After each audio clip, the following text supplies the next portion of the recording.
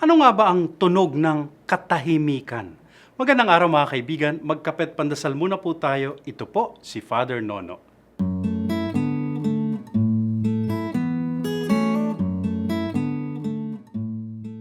Yan po ang pamagat ng sikat na kanta ni na Paul Simon at Art Garfunkel, The Sound of Silence. Pero ano nga ba ang tunog ng katahimikan? Tinatanong ko po yan dahil ngayong linggo ay International Week of the Deaf.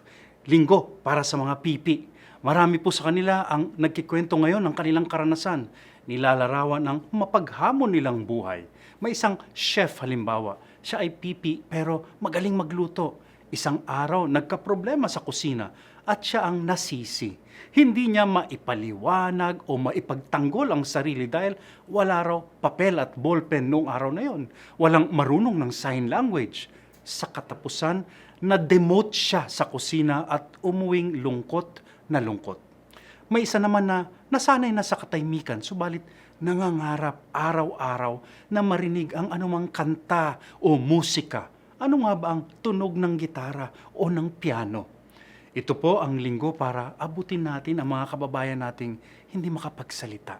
Milyon-milyon po sila sa ating bayan. Napapansin man lang ba natin sila?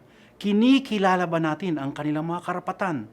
Paano natin naiibsan ang kanilang paghihirap?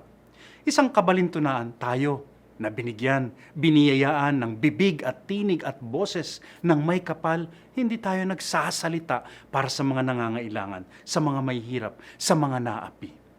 Minsan ang gamot ng pipi si Jesus, anito, Epheta, na ibig sabihin, buksan na. Ngayong linggo ng mga pipi, naway mabuksan nga po ang ating mga puso, isip at kamay sa pagdamay sa kanila at sa mga naghihirap sa ating paligid. Amen.